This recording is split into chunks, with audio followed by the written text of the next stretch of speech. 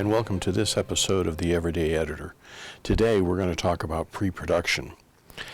Pre-production or video production is just like any large project.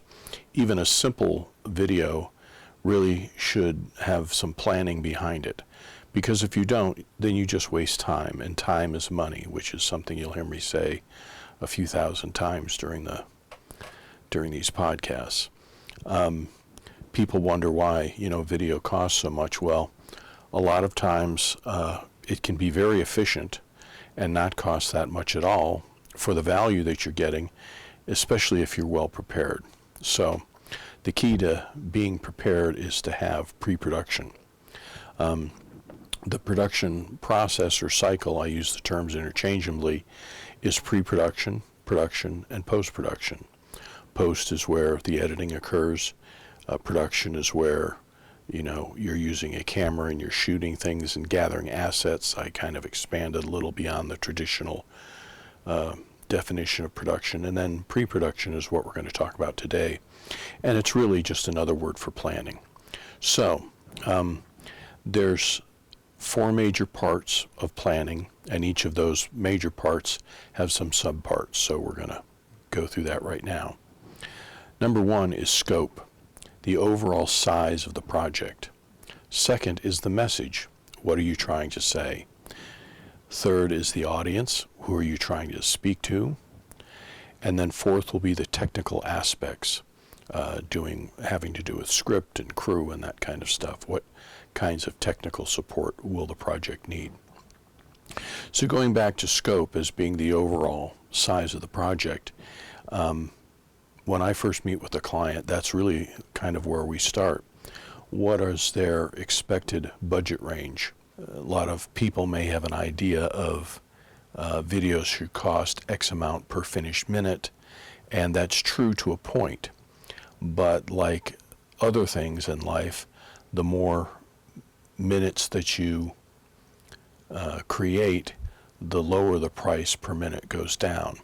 So, in reality, if you're talking about a video, a 2-minute video may cost the same as a 10-minute video, because with the things being equal between the 2 videos, the time it takes may not be that much difference to get a good 2-minute or 3-minute video as it is to get a 10-minute video. We've all heard the stories, and they're true, about Super Bowl commercials where for 30 seconds they'll spend millions of dollars just for the spot, and then they'll spend millions more to air the spot. So you certainly can spend money, and one way to kind of market is how much does it cost per finished minute. And throughout my career, the standard cost has always been $1,000 per finished minute. I once had an opportunity to meet and get familiar with the company. They actually tried to hire me at one point that promised, $500 a finished minute. And the problem with any absolute like that is that until you know what's involved with the video, it's really hard, in my opinion, to narrow it down to a specific dollar per minute cost. Because you can do a 20-minute TED Talk, person talking with slides. It might be a great you might shoot it with multiple cameras. You might be able to edit 95% of it live if you're able to capture the switching between cameras. And so the editing will be minimal, and yet that's a 20-minute piece. Now it's going to take time to load it into the computer, get it organized, and it takes 20 minutes to play it back. So you're only going to be able to actually look at it twice in an hour. And as you edit it, of course, you have to look at it. So, that's an example of where the rule isn't going to fit, because it's not going to cost $1,000. It's not going to cost $20,000 to edit a 20-minute TED Talk. On the other hand, I've edited 3-minute videos that have taken 175 hours to edit, because it has multiple layers, multiple intersecting covering all kinds of stuff going on at the same time. And in order to create that, it really is time intensive. So in that case, they spent a month's worth of editing time to get about 3.5 minutes. Now, it was a great 3.5 minutes. It was a unique 3.5 minutes, but it's going to cost you a lot more than $1,500. So it can be a useful place to start with, but I always try to make sure my clients understand that, until we really know the rest of the details about the project, we really can't come with a lock-solid guarantee. So we were talking about scope. So the expected budget range that the client has, how many locations are going to be involved? If they want a shot in the office and they want a shot in the boardroom and they're in the same building, well, that may be easy to do. But generally, when I start talking locations with a client, I figure each location is a day's worth of production. I shot for quite a few years with an education company, and we would go and, capture footage in real classrooms and real schools during a real school day. And so it was all we could do to go to 2 different schools in a day. Even though they're in the same town or in the same area, you have to get there, you find a place to put the cases, you unpack, you make sure the batteries are charged, the mics are working, the cameras are ready to go. You go to a classroom and you shoot. Classrooms are generally, 45 to an hour long classroom. So you'll shoot for an hour, and then depending on where your battery should still be good in that stuff, but you've got to change the mics to the next room, the next teacher. And the classes, of course, are back to back. They might have a 10-minute break in between classes. So you're pulling up the gear and you're hustling down to the next class, get the next teacher wired up. You do that once or twice in the morning and your morning is done. And then you tear everything back down, you load it into the cases, you load the cases into the van, you get in the van and we're going to stop and do lunch, but now we're running 45 minutes to an hour behind where we thought we'd be. And if we're going to try to get another 2 classes in that afternoon, well, best case, it's a drive-through someplace, and worst case is you don't get to have lunch. Now, for some people on a crew, that can be, a make or break kind of deal. For others, it might be no concern at all, but that's something that, the producer that's running the shoot needs to be aware of. And if they think there's a chance that there might be that kind of issue with the shoot, then they either need to communicate well or, get a crew that they know is going to be able to roll with it. So how many locations? What talent is going to be involved?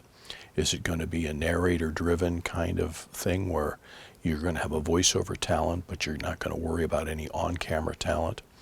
Do you have any problems with showing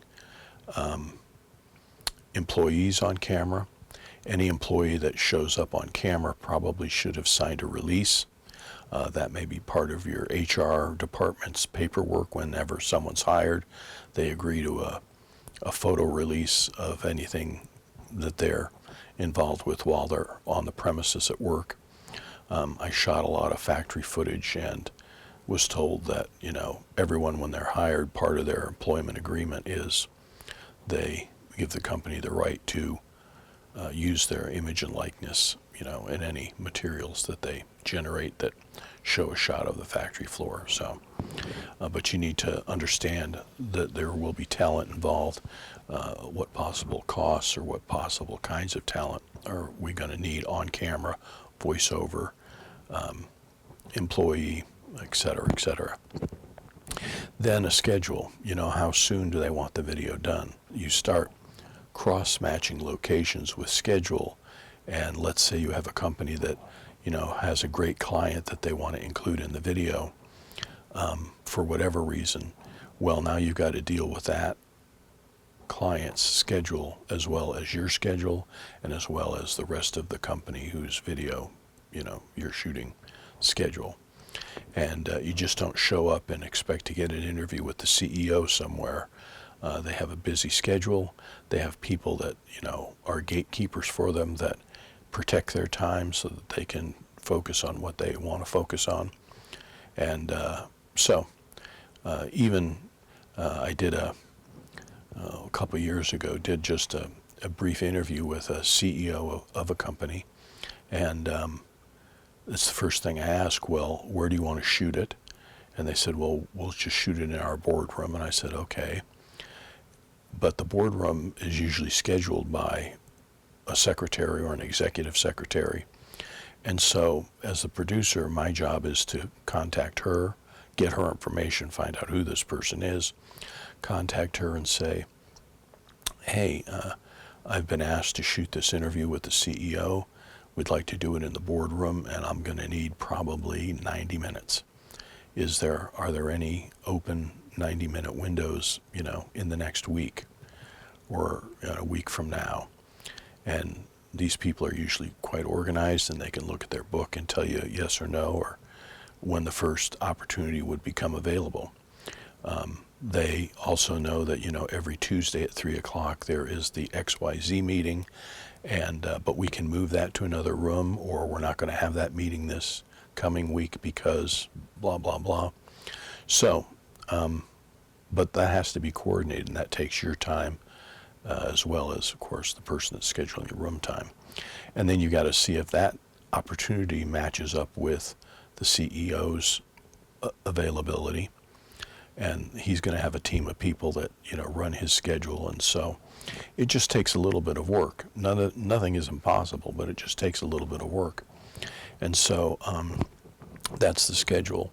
And then lastly, I would say, what is the target length? A lot of people these days will quote a 3 to 5 minute video. That seems to be the magic length. And that's fine. I have nothing against a 3 to 5 minute video. But one of the things I will always point out to my client is that the length of the video is dependent on how much information you want to get through. Because it's true, we have a lot of TikTok addicted people that are used to a message in 20 seconds or 15 seconds or 30 seconds at the most. But if you want to impart your company's history plus what the future is going to bring, 30 seconds isn't going to do it. Maybe 3 minutes can do it. And you might need all 5, or you might need 7.5. And, my job as the producer and the editor of the piece is to make that 7 minutes go by like that. I knew I had done my job well when someone would turn at the end and say, well, how long is that? And I'd say, well, that was 6 minutes. And they go, well, it didn't seem that long. Boom. That's what being a good editor will do for you. On the other hand, you can do a 1.5-minute video and the person's going, when is this ever going to be over? So that's a totally different subject that we'll talk about when we get to post-production. But determining what the length of the project is going to be. If they really, really, really, really insist on it can't be longer than 3 minutes no matter what, well, then you can't do 10 locations because you're never going to use all that footage in a 3-minute piece, unless it's a 3-minute montage. So these are the things that you go through in pre-production under scope. The expected budget range, the locations, the talent, the schedule, when does it have to be done, how soon can we start, and then the overall target length that we're going to shoot for. The next big chunk is the message. What kind of message is it? Is it a sales message, a marketing message, an image message, a training message, a safety message? Done tons and tons of training in my career. And, a good training video is a good video. A good sales video is a good video. And just because it's a marketing video doesn't mean it has to be boring or dull or anything else. My goal in every video is to make it as good as it possibly can be. But you need to know what the message is. If it's a sales message, or that leads to the third big item, which is the audience. who is the message for? Is it for employees? Is it for the public, the general public? Could be for investors. Is it for current clients to make them feel good about using you? Is it for potential clients so that you can impress them and get more business? I mean, that's kind of a sales message. But and the difference between a sales message and a marketing message and an image message and a biography kind of message, the lines can be pretty blurry. You know, a sales message can also be a marketing message. An image message can also be a marketing or sales message. A training video can also obviously be a safety video, but it's also going to, you know, reflect on the image of the company, how you train your people. So it's not that these are defined silos that you can't, you know, cross a barrier in, but it's good to have an idea of what the central message is. The central idea behind the video is to sell the product, or the central video is to get employees to start using the safety protocols that have been designed to keep them alive, you know, that kind of stuff. The fourth and last area under pre-production, I would call the technical aspects. It's amazing to me how many people think you can do a video without a script. That's a home movie, okay? If you're going to do a professional video presentation, you're going to have a script. And that means you're going to have someone that writes a script. And I've had clients say, well, I've got a brochure right here, we'll just use this. And I go, no, we won't just use that. I'll take the brochure and I'll put it into language that you would have in a script. A script is written to be read and listened to. Pamphlets, when I say read, I mean read by a narrator. So it's got to flow off your tongue. A pamphlet is written to be read, you know, on a coffee table. It's a different kind of script. You'll use a lot of the same words, very similar language, but the way that it's built and the way that it's delivered is totally different. And so one, you know, sheet of text does not fulfill every single need. So you've got to have a script, and you've got to have a script writer. Depending on the situation, that could be me or that could be the client. I'll give you an example. I saw an ad that I responded to, and the response was really quick from the potential client. And they said, well, can you come down today? And I said, sure. So I went down, and for about 20 minutes, he gave me the whole concept behind this brand new company that was a startup, and what their product was, in the simplest terms, was an algorithm. And the product was how they used that algorithm to get results and what those results could do for different kinds of businesses. And that's about as quickly as I can say it. But he did a very good job. He had given this presentation many times. He had been involved with creating the concept, and I don't know whether he wrote the math or the algorithm or whatever, but he was very articulate, did a really good job, and basically presented what he wanted to be able to communicate to the audience of the video. And so I thanked him very much, and I went back to my office, and I sent him an email saying, this is my understanding of, you know, the key points that you want to touch on and how you want to talk about it and the importance and basically the who, what, when, where, why, and how.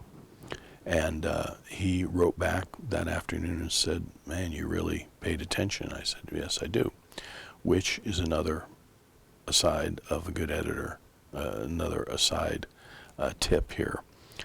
Good editors pay attention to everything, even when it's not directly involved with editing. So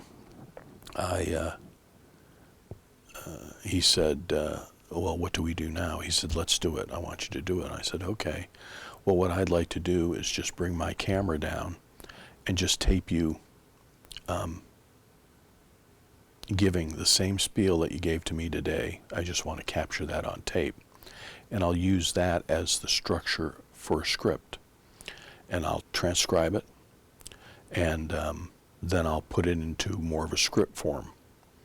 Because again, giving a live presentation to someone, even though you're really honed in on the message and you know exactly what you want to say, and it's great, is different. You can't get away on a live presentation. You can get away with restarting a sentence. You can get away with a pregnant pause.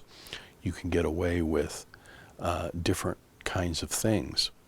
But in a written script that a narrator's going to read, it's got to flow, it's got to go together, and it's got to make sense and keep the viewer auditorily engaged and able to follow point A to B to C to D, and so on. So that's what I did. I went back a day or two later, set up just a little camera, and shot him giving me the whole presentation again, and I went, great.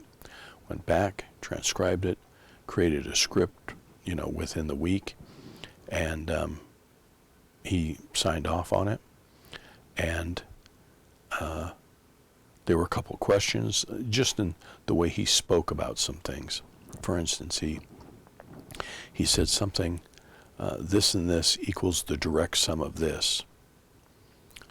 And I said, what's the difference between a sum, S-U-M, and a direct sum? And he said, well, there really is no difference. Well, that's the kind of thing in a script that will beg the question that I just had for him. I said, well, let's just say sum. Let's not say direct sum. That's the thing that he liked to say.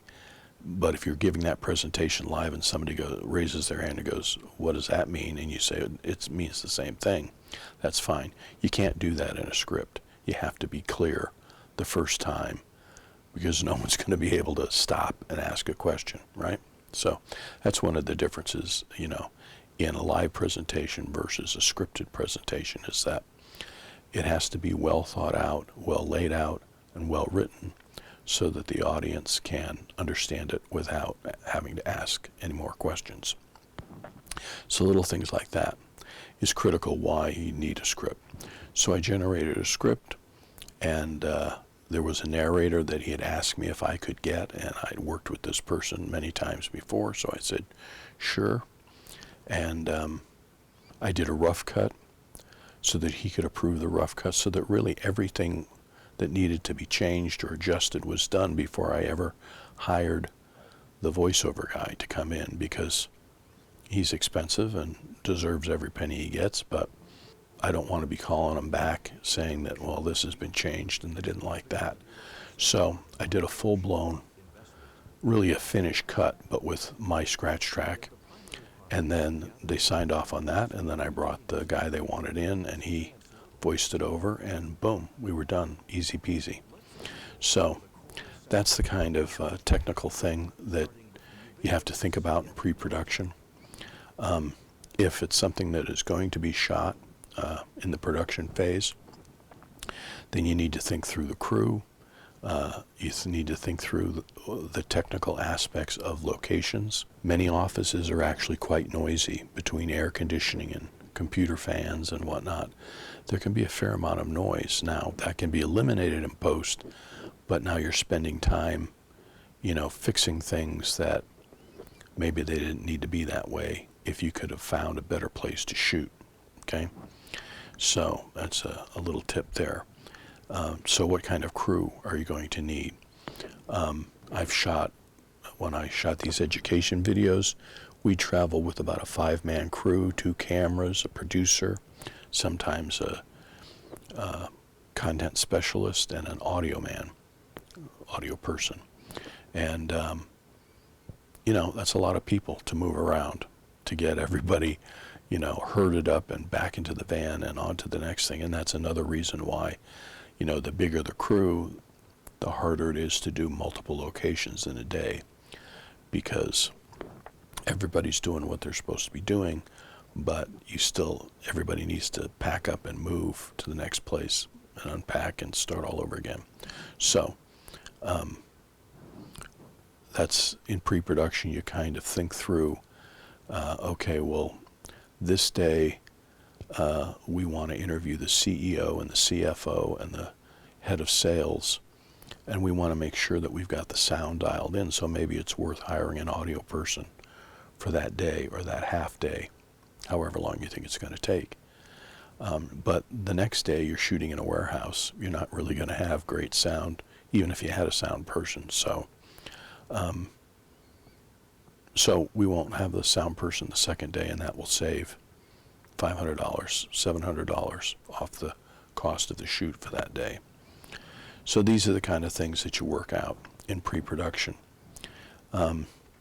Also, when it comes down to locations, if it's a public location, then it's got to be cleared. The police have to be notified. You just can't show up in general. If you show up with a camera and you're interviewing people coming out of the mall, you probably are okay. But anything more than that, more elaborate, 2 cameras or lights or anything that disrupts the traffic flow at all, and of course you've got to get permission from, at least notify the cops you're going to be shooting down there, when you're going to start, when you're going to end, and so that they can plan for any disruptions or complaints that they get. You also need to figure out, is there a corporate style guide that we need to be aware of? Is there, corporate artwork for a logo or whatnot that maybe we can work into some backgrounds on some shots? And then finally, at the end of pre-production, you should be able to have a pretty good idea of a timeline and when certain sign-offs need to be required. As someone that's been on both sides, both a client and a vendor kind of thing, I can tell you there's little more frustrating in a project relationship than bad communication. So it's important that you get your client to say, if we have our pre-production done a week from next Friday, are you available to sign off? That everything is the way you want it. It's going to take a week after that to get a final script written. I'll show you a draft on Wednesday. I need to have your input by Thursday so I can give you a final draft on Friday, and you can approve it on Friday so that we can start shooting the following Monday. Is that something that, you can do? And you don't want to be a jerk about it, but you have to let them know that this is important, that when deadlines are going to hit, we need to be able to meet those deadlines in order for the entire project to proceed as you want it to and cost what you want it to cost. If I have a crew hired for that next Monday, but I haven't been able to get script approval, and I just don't feel comfortable going in and starting to shoot someone on camera saying words that haven't been pre-approved, it's a risk. And if you decide to change one word, then you really have to reshoot. So that means you've got to book a crew for another day, the talent for another day, and that basically doubles the cost of that paragraph. So these are all important things to talk through with the client when everyone's relaxed and happy and optimistic, and that's really the entire ball of wax for pre-production. You have the scope of the project, meaning the size both in terms of length of the final product, how long it's going to take to create it, how many locations are you going to need, what kind of talent are you going to need, what kind of schedule can you do it on, as well as the final length. What's the message? What's the audience? And then, of course, the technical aspects, which we just went through. So hopefully this has been useful. Any questions, please don't hesitate to write a question and a comment down below. And we'll see you next time on the editing room floor.